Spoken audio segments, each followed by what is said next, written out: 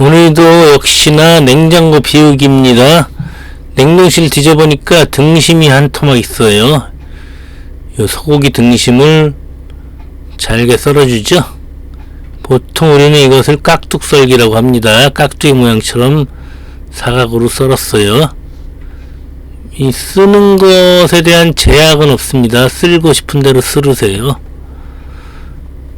자, 이렇게 썰었으면은 이제 고기를 대충 썰어 놓고 이 고기를 물을 붓고 끓여 줄 겁니다. 고기를 먼저 끓이셔야 돼요. 고기를 이렇게 넣고 불에 얹어 놓고 물을 붓고 충분히 끓여 주도록 하겠습니다. 그리고 이거 끓는 동안에 이제 야채를 다듬을 거예요. 야채를 해봤자 무 남아있던 거 시들시들한 무 조금 하고, 자, 일단 물을 끓일 때 다시마를 한두 장 넣어줍니다. 다시마를 같이 넣어주면 국물이 더 맛있겠죠. 이렇게 끓여주고 그 동안에 이제 무와 대파와 콩나물을 씻어 놓도록 할게요. 자, 이제 끓었습니다. 끓는 동안에 이 이물질 있죠, 요 거품. 사실 안 걷어내도 되는데 보기 안 좋아 보이고 이게 있으면은 이게 처음에 끓을 때 끓어 넘칠 수가 있어요. 그래서 일단 이것을 일부분 걷어내 줍니다. 이게 제가 생각하기에는 그 고기와 고기의 그 사이에 들어있던 피 같은 걸 거예요. 그러니까 이걸 불순물이라 그러죠. 그냥 제거해 주는 게 낫죠. 자, 이제 끓어오릅니다. 이렇게 끓어오를 때 요때 깜빡하면 이게 끓어 넘쳐 버리죠. 요거 잘 보셔야 됩니다. 최초에 무조건 끓어 넘칩니다. 자, 끓을 때 이제 무를 넣어주죠. 무도 역시 깍둑 썰기를 했죠. 무가 많으면 좋은데 오늘은 무가 많지가 않아요.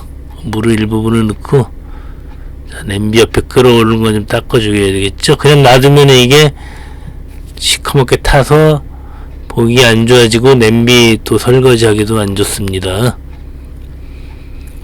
이제 이거 끓는 동안에 제가 이제 무를 썰어놨고 콩나물을 씻어놨다 그랬죠. 그리고 청양고추와 대파도 썰어 놓습니다. 이제 어느 정도 끓고 나면은 이곳에다가 이제 간단해요. 오늘은 양념도 간단하고 또 들어가는 재료도 별로 많지가 않죠. 소고기 등심 한 토막과 무 조금 넣었고 다시마는 있으면 넣고 없으면 안 넣으셔도 돼요. 이렇게 팔팔팔 끓죠. 팔팔팔 끓는 곳에 이제 이건 조선간장이라고 하거든요. 이 조선간장이 없으면은 그냥 일반 액젓도 가능합니다. 액젓이나 또는 피쉬 소스라 그러죠. 피쉬 소스도 넣어주시고 그러면은 마찬가지로 그 감칠맛이 나죠. 이번엔 제가 조선간장이 있어서 조선간장을 조금 넣어주었습니다. 조선간장이라고 하는 것보다는 그냥 우리 고유간장이라고 하는 게 어떨까요? 왜 이런 거에 대한 논의는 안 되는지 모르겠습니다. 자, 이제 피쉬 소스죠. 피쉬 소스 역시 액젓의 일종이에요.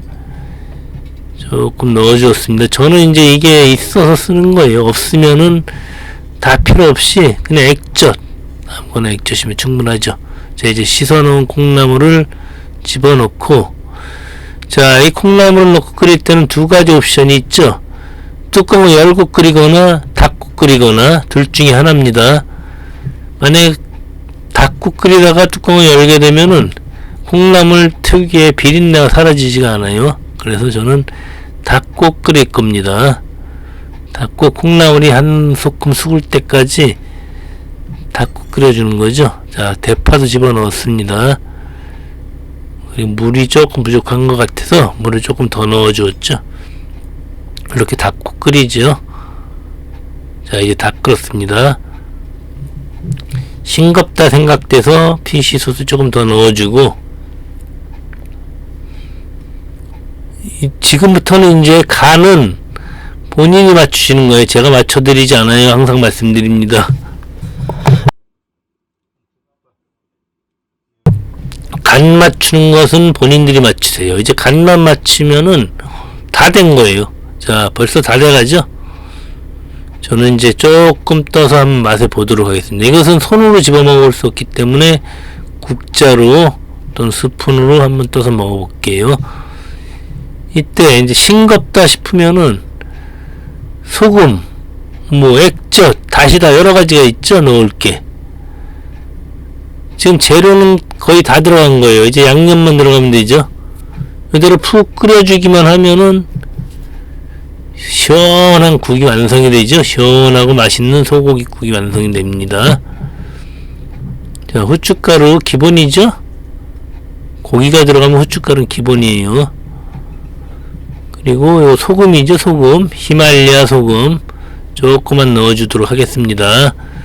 어차피 또 이제 소고기 다시다 조금 들어가야 되죠. 소고기 묵국이기 때문에 소고기 다시다가 들어가야 돼요. 자, 소고기 묵국에는 소고기 다시다 필수죠.